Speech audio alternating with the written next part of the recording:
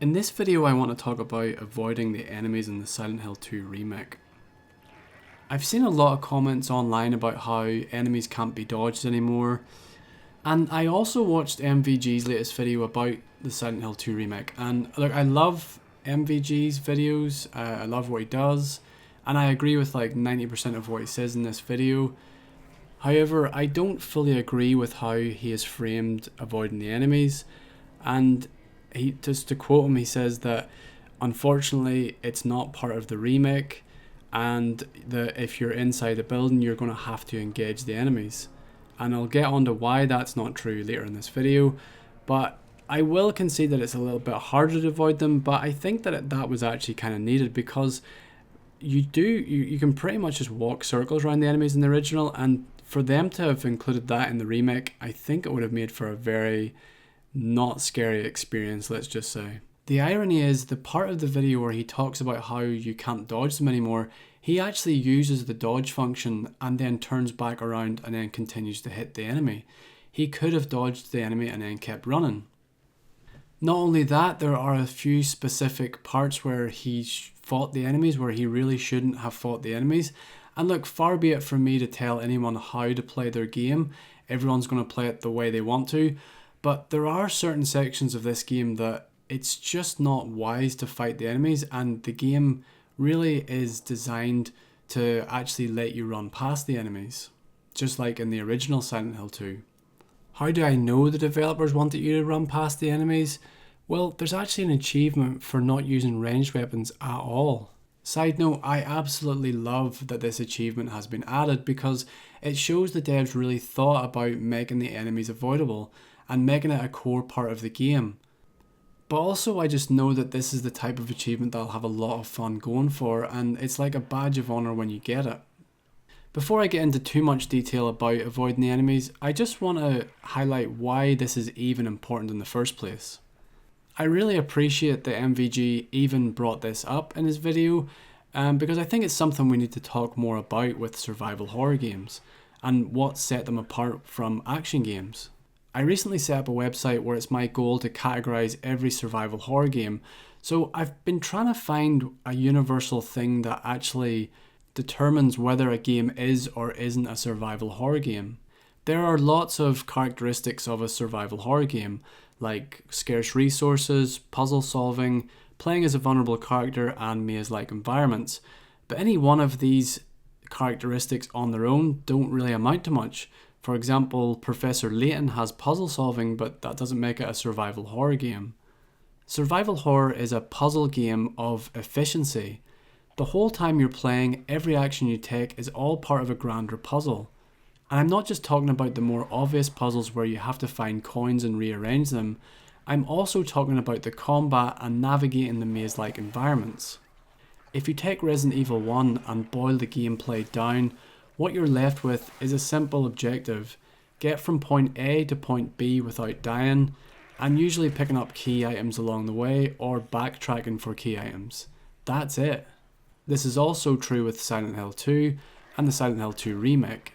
In survival horror games, it's generally not that efficient a strategy to fight every enemy you see, because you're going to use your resources, either your health or your ammo, which are both similar resources. If you avoid the enemies, you're going to save some ammo but potentially have to use some health, and if you fight the enemies you're going to waste more bullets but might save on health. It's kind of a balancing act the whole time. You have to pick and choose which enemies to fight and which to avoid, and then also leave yourself with enough ammo and health for the bosses. I want to show a couple of examples of where I know MGV should have avoided the enemies, and it's two parts where I just assumed everyone would have known that you shouldn't fight the enemies. The first is, as soon as you pick up the apartment key, you're surrounded by 3 enemies, and then the wind starts blowing really fast to kind of show there's like a chase coming on. At this point you have the apartment key and enemies just kind of come out of the woodwork, and the goal here really is just to get to the apartment. It doesn't really make sense to stay and fight these enemies, because they will get a few hits into you, and it's not like they're going to drop ammo or health for you or anything, so it's just in your interest to just run past them. I noticed in MGV's video, he needlessly fights these enemies. You can see they're actually being sick on him and he's losing health.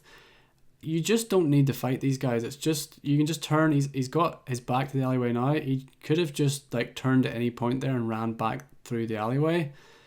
You just don't need to fight these guys. The second part where he needlessly fights the enemies is when he's escorting Maria. I just found this part was much easier to just not engage with the enemies, because as you slow down and fight them, then she gets grabbed and stuff like that. So it was always easier for me to do this section by just running through it. And the AI is pretty good in that it will catch up with you. And she never got grabbed for me if I just kept running. So this is the same section that he just played, and this is my raw footage. I didn't intentionally go back and play this or anything. I just went back to my original footage to see what I did. Now, I will say I got hit a few times here, and I did fire back a few times also, but I never really stuck around to finish the enemies off or anything like that. I just kept running past them. And I'll admit I was worried that Maria was going to get grabbed a few times, but it just didn't happen.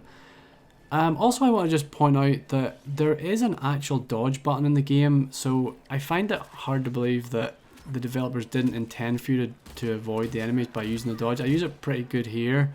Like, I'll hit the enemies a few times to get them down, but I'll just dodge them whenever I see their attack coming. And yeah, you can pretty much just run past them. But that's out in the open, and I know a lot of people will be probably screaming at their screen right now saying it's fine to do this in the open, but it's so much harder in the apartments. And I agree with that to a certain point. Like, when you're indoors and you're in a corridor, it's a little bit more difficult to avoid them, but it definitely can be done. You can use the dodge button just the same. And I'm going to give one example. In this part of my playthrough, I'm in the hospital and I've just picked up the key to the inner ward. And all I need to do in here is pick up a key item. So starting off from my save point, I'm going to show you how this is easily done, avoiding the enemies, even though we're indoors, even though it's tight corridors. You can just use the dodge function and essentially get past them without engaging in combat. And this can just be extrapolated out into the rest of the game, because, like I said, the entire game is just getting from point A to point B, picking up key items and solving puzzles. It's not really combat focused if you don't want it to be. And this is, I mean, it might be hard on your first few playthroughs to find out where these key items are, but that's what the save function's there for. The early Resident Evil games with the ink ribbons, what you would do is you would just play a section, maybe die, load up your ink ribbon save, and work out how to complete the level better, and which enemies to kill and which not to kill. That's pretty much the essence of survival horror, and it has been for a long time, and it's really no different here. So you can see I've made it through, I've got my key item, and I've ran, they'll chase you for a bit, but they'll basically get tired, and they'll be roughly where you last spotted them. They'll just stay there, but I don't need to go back through that area. I've got my key item and I can just move on. So just for argument's sake, I'm going to do this same section, but this time play it more as an action game. And I'm using the shotgun. I avoid these first couple of enemies just because I can, but this really, to me, isn't as sustainable, because like, you will get some ammo back for shooting the enemies, but it's not guaranteed that you're going to get the same amount of bullets back that you used. And I mean, I'm using the shotgun, which I don't typically do. I try and keep it for the bosses or the harder enemies or harder sections. I try and conserve that as much as I can, but it's yeah, you'll get some ammo back, like I said, but and then I'll take a few hits as well, so like you maybe have to use some health up and stuff like that. So it's just in your interest to conserve ammo and avoid combat where possible. And you could argue that just use your melee weapon and that'll conserve ammo, but you can still have combat. But I generally find that you can land a few hits and then you'll probably take damage. So it's, better just to avoid, I think. That's not to say that when I'm playing I don't fight some of the enemies. I still do fight. I actually like the combat. But there are just certain times where it's just makes more sense to run away from the enemies. Okay, now that this area is cleared out, the reason I wanted to show you this area cleared is that there's really no reason to clear the area out. I do get some bullets, I'll show you some bullet pickups I get, but you probably get around the same number of bullets back that you just used. And it seems to be somewhat random, the number of bullets you get back. But in this particular area, I didn't get any health items back, so you know, you could argue I took some damage and actually used some health. So overall, this might not have been worth clearing this area out. I would still argue that, especially this particular part, and I'm sure it applies to many more parts of the game, it's just more efficient to not use bullets and just dodge the enemies. I mean, yes, it can backfire and maybe take too much damage when you're trying to avoid them, but you can just reload your save. Like that's the beauty of any survival horror, really. If it doesn't go right, just go back to an old save. So to wrap this up, I think that it's not true to say that you can't avoid the enemies, but it is true to say that it's much more unsettling to avoid the enemies in the remake. In the original game, you could pretty much just run circles around the enemies. You could even run circles around Pyramid Head. That boss fight was, when I first played that, it was almost laughable. It just wasn't scary. And I think it was needed to make it a lot harder to avoid the enemies because the original was so easy. Nowadays, people have become desensitized to horror. You'll see scarier things on YouTube and social media than what those early games from the 2000s had in them. So it was important that Blooper Team did something to make avoiding the enemies that little bit more unsettling. And survival horror games should be unsettling. Shouldn't really be a fun game.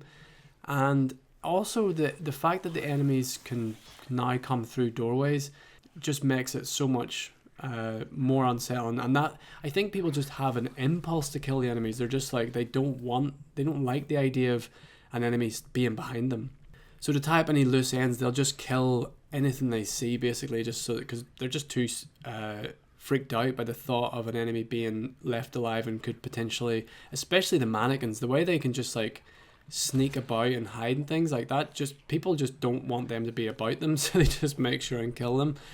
But that doesn't mean that you can't avoid them. You still can do that. So anyway, I just wanted to talk about this for a bit, and I just wanted to see what you guys' thoughts are on this and survival horror in general. I'll leave links to the Discord, the Survival Horror Discord and website in the description if you feel like joining up or checking out the website. Thanks for watching this video, and I'll see you in the next one.